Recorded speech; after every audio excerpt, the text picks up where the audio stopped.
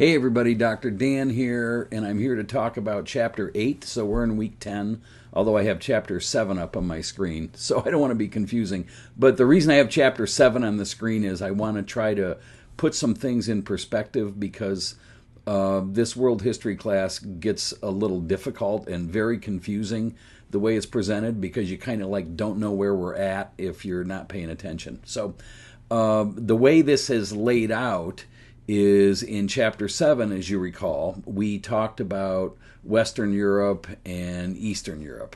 So we talked about this period of time roughly between the years 600 and 1000, and that was after the fall of the Roman Empire. So in the last chapter, we're talking about Europe. So we're talking about Italy and Spain and France and Germany and England, all those countries today. So, west over on the border of the Atlantic. So what we're doing this week in the same time frame, approximately that time frame between 600 and 1000, somewhere in there, we're covering the same time frame, only we're moving things east, and we're looking at the Middle East, and we're looking at Egypt, which is northern Africa, right, and the Arabian Peninsula. So we're looking at the Middle East, what was Mesopotamia, and so it's the same time period, we're sliding it over. And because we're doing that, when we talked about the Roman Empire in Chapter 6, actually, when it was thriving, we talked about the impact that Christianity had on Rome and all of Western civilization through the Roman Empire. And we looked at different emperors as we went through, and so we learned a lot about how Christianity and Western civilization really kind of came together. So now what we're going to read about is really the beginning of Islam. And when we read through Chapter 8, which is what this video briefly covers, you're going to read about all of these caliphates, and they're going to be very confusing to you. And the caliphates, if you're not familiar with this history at all, the caliphates are basically like Islamic kingdoms that controlled territories. So, there weren't always like solid borders or countries as much as areas or territories under the influence of a theocratic form of empire. That means that, religion and politics are like together. There's no separation of church or state. And that's a question on the quiz. It's like, what is a caliphate? And in this context, it's specific to Islam, and it refers to a territory, but really sort of a political organization, if you will, of one group, of these different groupings. So, and you'll see these different names as we go through this chapter, and I'm getting ahead of myself as I always do, but the Umayyads and the Abbasids and the Fatimids, these different caliphates, those are basically family names. So, if you're familiar with your European history, which we're going to get into a little bit more, like the Ottoman Empire and that sort of thing, those are just sort of the names of families that run these empires, or like monarchs, and you can think of the caliphates in a very similar way. And I think that helps you stay grounded as you go through the chapter. But I digress. So let me go to the beginning of the chapter again and just go through like I always do. So sort of the chronology, what period of time are we talking about? We're talking about between 600 and say 1500. And the chapter is all about Islam. So we're going from the beginning of Islam into the Crusades and into a period of time where the Islamic religion grows like incredibly. I mean, it just really grows and is a very appealing religion. So it takes in a lot of people. So yeah, we're in this 600 to 1500 year time frame. And where are we at? We're in the Middle East. So there's a little, I don't know if this is from your book or not, but this is from your book. So there's a map in the book, and it shows you. So if you're not sure where the Middle East is, and that's fine. I know a lot of us don't know our geography that well. It's over here, the green area, if you can see it, and it borders here. It includes Egypt right there, so that's northern Africa, and the Arabian Peninsula, and over to Iraq and Iran, and up into Turkey and Istanbul. So that's the Middle East, and that's what this chapter is talking about. And again, these borders especially with the Crusades, are incredibly fluid. Okay, so this whole area, Eastern Mediterranean area, the borders are very fluid, which means they change all the time, over the centuries with different battles and different sections of the Crusades.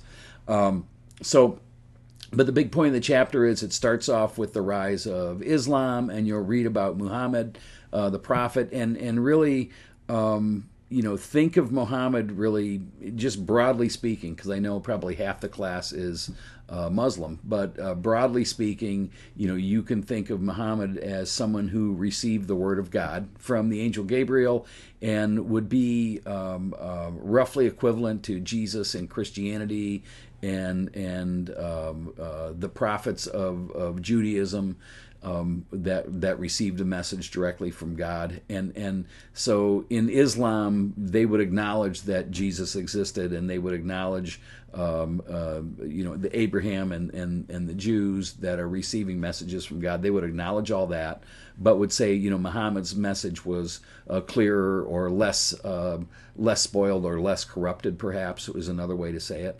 So the bottom line is that all three faiths, Christianity, Judaism, and Islam, we all share the same God. That's a question on the quiz. It's a true or false. It's real easy. But I think in case you're not familiar with this stuff, and I know all of you are at this point, but in case you're not familiar with this stuff, it's okay to get back to basics. Don't be ashamed if you don't understand the real basic differences. So Islam, very similar to Christianity, Judaism. It's monotheistic, of course. That means believing in one God, and it's the same God. So that's what the chapter starts with. And you'll read about Muhammad, hearing the message from Angel Gabriel. I like the beginning of the chapter. I think it does a pretty good job giving a synopsis of, or an overview, I guess, of Islam. And it talks about the 5 pillars of Islam also. So make sure you read those, because I think it's important, the 5 things you have to do.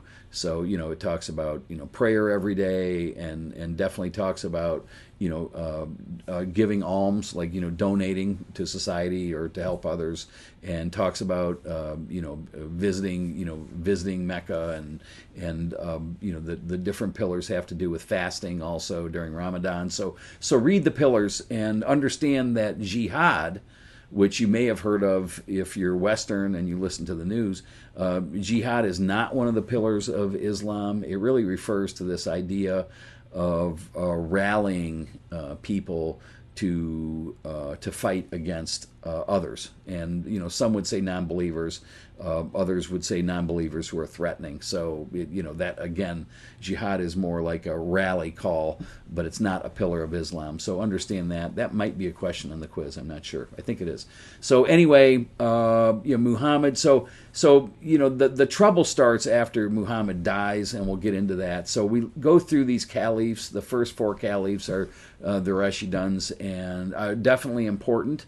But again, don't get too wrapped up. I mean, you don't need to remember these caliphs unless you want to. They're not going to be on a quiz. And also, as we go through these and you're reading my reading notes, I'll bring up a little bit of stuff about Sunnis or Shia. You don't get too tied up on that. If you're confused because there's too many names and you don't know what's going on and everything's foreign to you, that's fine. Just understand that the caliphs represent these different phases of the development of Islam, and or these different empires is another way to look at it. So you don't need to get too hung up on the Sunni Shia thing for this history. So you'll read about the caliphs, and again, the Umayyads, of course, really important. So this idea, the difference between the Sunnis and the Shia, basically is because during 669, somewhere in there, there was a dispute, and there was a dispute after Muhammad died also. Who's the rightful heir of the prophet? Should it be someone who's directly related to Muhammad? So that would be a Shia position. Or could it be someone who's appointed by the organization or by the religion or by the elders would that be okay? So that's the Sunni way, is that a direct showing a direct bloodline to Muhammad isn't necessary to lead the religion, and there's a lot more to it than that, but that's sort of where the split starts. So you'll read about that in section 8.9, and again you'll go through these different caliphates. So the Abbasids, interesting, and how basically they were run out of town basically, but sort of resurfaced in Spain, because Spain was all Muslim at one time, of course, and many of you know that, and was built into this incredible empire. And then the Fatimid Caliphate, which is definitely Shia, because Fatima was the daughter of Muhammad. So there's a real cool chart in your book. It's like a organizational chart, and it's a family lineage tree, and it shows Muhammad and everyone who is related to him, so his lineage. And Fatima is actually the daughter. So this Fatimid Caliphate that you read about, they trace their roots back to her. So they claim, hey, we're the real deal because we're related to Fatima. So it's interesting. And so you read about that, and then read about the Crusades. The Crusades are, I wish they were more interesting, but I guess we just didn't have enough time to study them in depth. But it's basically this Christian-Muslim war, and there's a lot of it that's interesting to me. But it was really started by Pope Urban, and a lot of it was because he was just really into proselytizing Christianity and didn't think highly of Islam at all.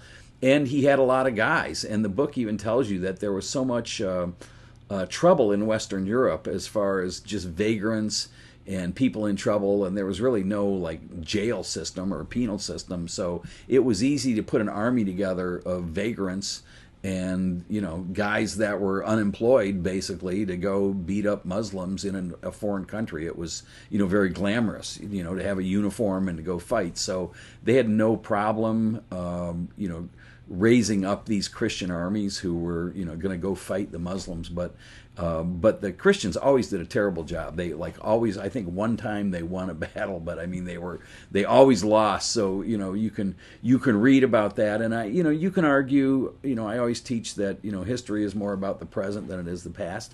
And so all this stuff we're reading right now, just as we have in other chapters with issues of gender and issues of tolerance, you trace so much of our society today back to the Crusades and these ideas where Christians wanted to beat up Muslims and vice versa, and it's ongoing. And so the Middle East, all of those disputes are ongoing, just like we talked about last week with how the disputes in the European states are ongoing, and that's manifested through what's going on in Ukraine right now. So again, this stuff has some real direct roots to the present.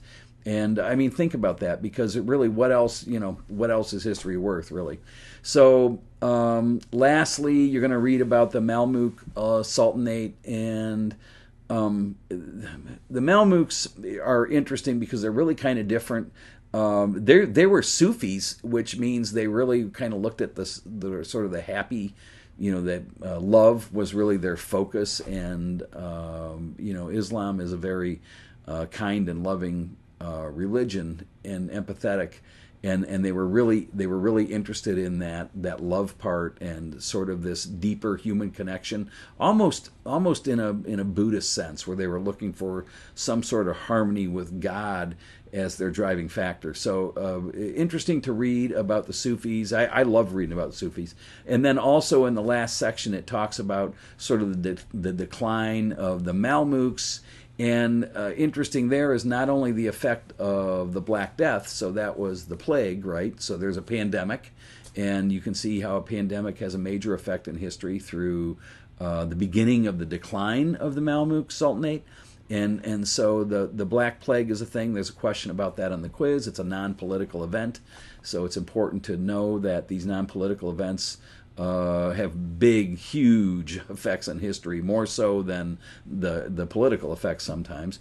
And then the other thing is this statement about how technology sort of accelerated the decline of the Persians, well, of the Mamluks for sure, because all of the sudden with Columbus And with Columbus running into America and the Spanish, becoming these great traders, and the Portuguese becoming great traders, and Europe becoming this mercantile trading empire. All of a sudden, the Middle East and some of the trading in the Middle East kind of loses power. Egypt's not in a great power. They just don't have their infrastructure to developed in such a way to take advantage of the big economic shifts that are going on when the new world comes into the picture. So hopefully this wasn't too confusing. Hopefully you learned something from it. If you're Western focused like I am, you read about Rome and you read about different empires in Europe, and you read about different administrations in the United States. And really one way to think about these caliphates and sultanates, they're not the same. But again, they're different chapters of the development and history of Islam. So I hope that helps. I hope you have a great week, and I'm looking forward to seeing you again next week. Have a great day. Thanks. Bye-bye.